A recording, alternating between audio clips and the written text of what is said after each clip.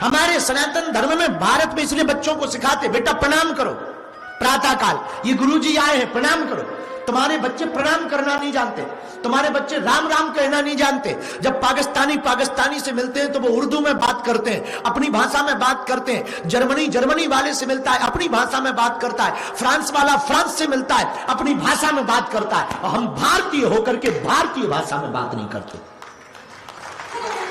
ये दुर्भाग्य है, सौभाग्य मत समझना इसको, आप इंटेलेक्चुअलिटी या आप अपनी सफलता मत समझना, ये दुर्भाग्य है। दूसरा दुर्भाग्य, तुम्हें तिलक लगाने में सब, कभी देखना मुसलमानों को टोपी लगाने में भी न्यूजीलैंड में शर्म नहीं आती, ईसाइयों को क्रॉस पहनने में शर्म नहीं आती। रविवार को वो प्रार्थना प्रेयर करने के लिए चर्च जाते, और हम न बच्चों को मंदिर ले जाते, न घर के मंदिर पर प्रणाम कराते। बुरा ना मानना, ये सफलता नहीं है, ये असफलता है। कल के दिन तुम्हारे बच्चे तुम्हारा साथ छोड़ के चले जाएंगे, सब तुम्हारा धरा रह जाएगा, तुम्हारा विदेश भी रखा रह जाएगा, तुम्हारी बेटी भाग जाएगी, तब तुम्हें पता लगेगा। भैया तुम हमारी कथा सुनो या ना सुनो, एक प्रार्थना हम करना चाह रहे हैं, 24 घंटे में 1 घंटा अपने बच्चों को संस्कार के नाम पर दो। इतना करो, ज्यादा कुछ मत करो, मात्र 1 घंटा। बेटा बेटी को छोटी छोटी आदतें डालो। तुम भी प्रणाम करो, बच्चों को भी प्रणाम करवाओ, खुद भी तिलक लगाओ, बच्चों को भी करवाओ। शनिवार रविवार आए तो रामचरितमानस पढ़ाओ, भले ही ना आती हो, धीरे धीरे पढ़े पर पढ़ाओ। कोई तुम्हारे पितरों की चर्चा हो, पूर्वजों की चर्चा हो, बच्चों को सुनाओ। संतों की चर्चा हो, कथा में हम इसलिए नहीं आपको बुलाते हैं कि आप आओ तो भीड़ दिखाई दे ना, आप इसलिए कथा में आओ ताकि आपके बच्चे भी अपनी सनातन संस्कृति से जुड़े रहे, उससे परंपरा से जुड़े रहे, अपनी आध्यात्मिक परंपरा को, अपनी सनातन परंपरा को समझ सके।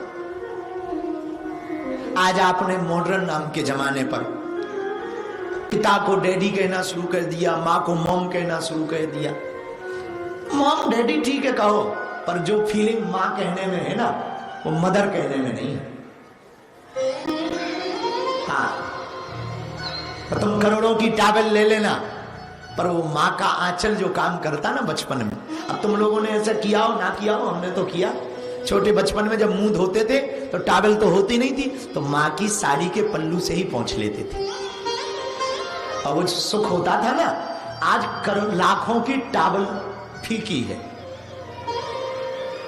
बड़े बड़े होटलों के व्यंजन माँ की रोटी के सामने फीके। और माँ वही माँ है, खुद भूखी रही पर तुम्हें खिलाती रही, खुद गीली में सोई पर तुम्हें सूखे में सुलाती रही। बुखार आ जाए बच्चे को, माँ पूरी रात नहीं सोती। अभी कल परसों की बात है, माँ को बात कर रहे थे तो हमने माँ को बताया, हमको अच्छा नहीं लग रहा, तुम सुन के चौंकोगे। वो रात भर जग जग के फोन करती है हजारों किलोमीटर दूर, 10,000 किलोमीटर दूर, लेकिन वो हर पल खबर लेती रही, फोन करती रही। ठीक लग रहा है, अच्छा नहीं लग रहा, बाहर में गई कथा, आ जाओ, टिकट करवा लो, आ जाओ, हम चेलों को समझा लेंगे। भैया मां से बड़ा कोई नहीं होता, मां ममता की मूर्ति होती। और हम बताएं अपने जीवन की बात, हम तो जो भी है ना अपनी मां के कारण।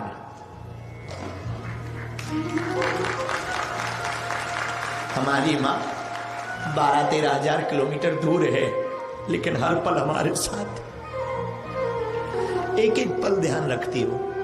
हमारी मां ने हमें बहुत सिखाया।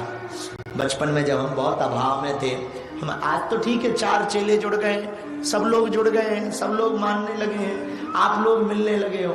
कल जब हमारा जीवन बड़ा अभाव में था ना, पता है तुम्हें, तब हमारी माँ क्या कहती थी? हमारी माँ कहती थी, बेटा हम लोग भले ही भूखे हैं, पर तू घर से बाहर हंसता हुआ निकलना। और हमने हंसना तो माँ से सीखा। भैया सब कुछ भूल जाओ, पर माँ बाप को मत भूलना। माँ बाप धरती के भगवान है। भारत भूमि को मत भूलना, भारत भूमि के कारण ही हम लोग यहाँ हैं। भारत माता से प्रेम बनाए रखना, कोई ना कोई बहाना खोज के आ जाया कर। 1-2 साल में जब टाइम मिले बच्चों को लेके भी आ जाया करो, ताकि उस मिट्टी को चूम सको जहां हमारे पूर्वज रहे। आज तुम्हारे पूर्वज तुमसे आशा रखे तो तुम कुछ ऐसा करोगे कि उनको मुक्ति मिले, उनको शांति मिले। वो इस आशा में है, अपेक्षा में है। और हम लोग मॉडर्न जमाने के नाम पर, यहां की व्यस्तता के नाम पर, सबके लिए टाइम है तुम्हारे पास। परिवार के लिए टाइम है, घूमने के लिए टाइम है, पब क्लब के लिए टाइम है। बस तुम्हारे पास माता पिता के लिए, अपनी संस्कृति के लिए और सनातन के लिए टाइम नहीं है। बुरा ना मानना, तुम कह रहे हो गुरुजी क्या बातें सुना रहे। भैया कथा से ज्यादा जरूरी है। हिंदू नहीं बचेगा तो हिंदुस्तान कैसे बचेगा? तुम्हारे बच्चे नहीं अगर सनातन परंपरा पे जिएंगे तो तुम कैसे बचोगे? बहुत जरूरी है। देश का भी तो कर्जा है, तुम्हारे ऊपर भी तो है। हम तो चुका रहे हैं, तुम्हारे ऊपर भी तो देश का कर्जा है।